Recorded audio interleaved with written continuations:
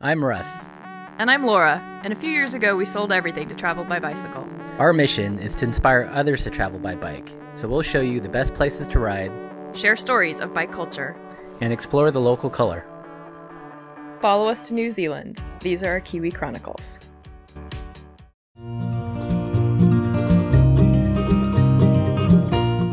After Auckland, we spent a few days on Waiheke Island and got our first real taste of riding in the New Zealand countryside. We enjoyed the quiet roads and the beautiful beaches, and then made our way over to the ferry landing to go to Coromandel.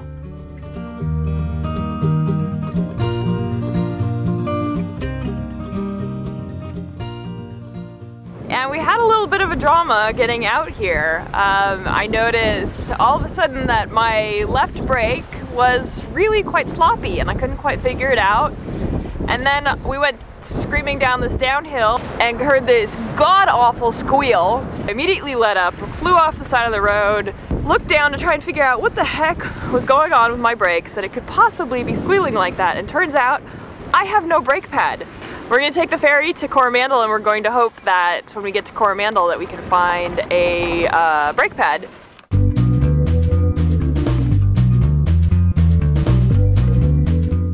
We took the 360 Discovery Ferry, which happens to be really bike-friendly, over to Coromandel.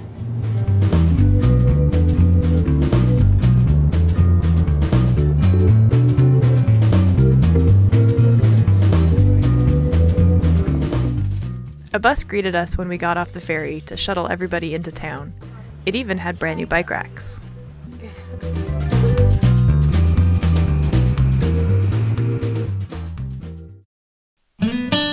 In Coromandel, we stayed at the Tui Lodge, a clean, comfortable, and bike-friendly backpackers. After we got settled, we headed into town in search of new brake pads.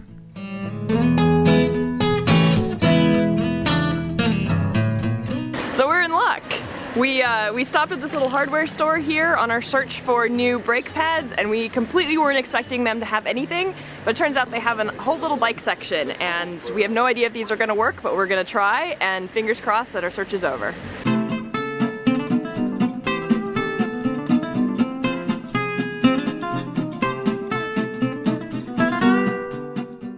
So success. The brake pads work. They're not the fanciest brake pad, but they're better than no brake pads. So tragedy averted. So we're pushing out of Coromandel town today, headed to the east side of the peninsula. But first we have to get up and over that mountain that's currently enshrouded in clouds. We've heard that it's the steepest grades in the area, so hopefully we won't have any problems with the Bromptons.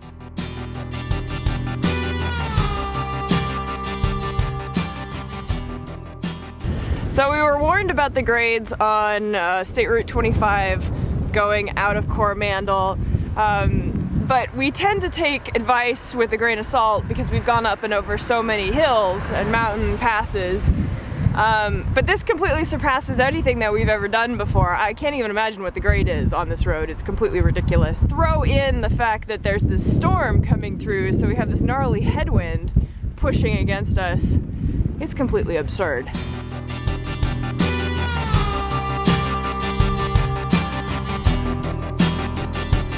After climbing at about an average of 10%, we finally reached the top.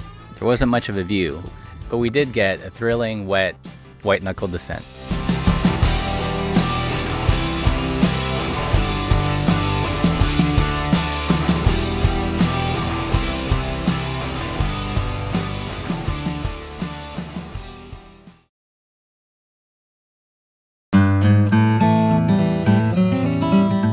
Over the next few days, we worked our way down the coast and over to Rotorua.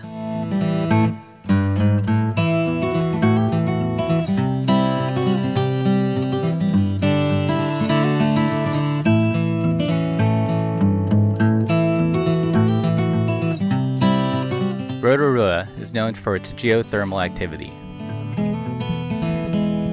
All around town, you can smell the sulfur and see the bubbling mud pits. It's also known as the mountain bike capital of New Zealand, and we were there to talk to Jeff Anderson, the owner and frame builder behind Kiwi bikes. I got a job in a bike shop first of all for 12 months, and then my mother helped me get this job for this frame manufacturer in Wanganui, 1982. We used to build a lot of everyday bike frames, and it was pretty much the norm because there must have been a dozen odd bike manufacturers in New Zealand then. So my own brand I've been building now for 25 years, which is called Jefferson. I'm the only one left custom building like I am. There's a few guys in New Zealand doing the odd carbon work and a bit of aluminium, but I'm the only one in chrome moly, so, and I'm loving it because it's really come back. Track bikes I'm really passionate about building. I think that's because I started from there. 1990, a New Zealand girl won a world gold. That track bike has been the highlight of my career really, because it was the first one that picked up that medal. So. We also talked to Jeff about his thoughts on the new New Zealand cycle trails. I think another 5 to 10 years New Zealand's going to have an amazing cycle track, cycle facilities for tourists. You'll just want to come and spend months here riding. And it actually makes people like myself really enthusiastic about wanting to discover New Zealand on a bike, which I've never done that. So, so that I take my hat off to the government for pushing that through. A lot of people weren't sure whether it was going to go anywhere and what it was going to do for New Zealand, but we are starting to see people open backpackers and accommodation in line with these tracks. So that's a good thing. So if we can network through the world about what we're doing here, I'm sure for tourism it's going to be amazing.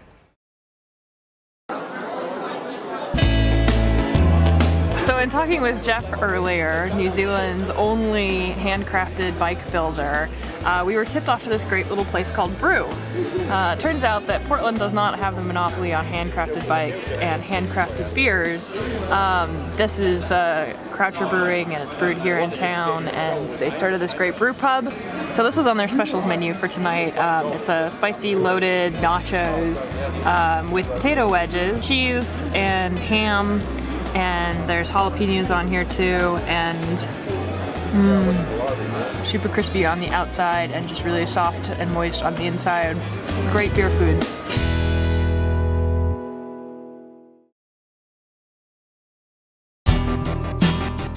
We also met up with Damien Day, a fellow bike traveler with a fascinating and inspiring story.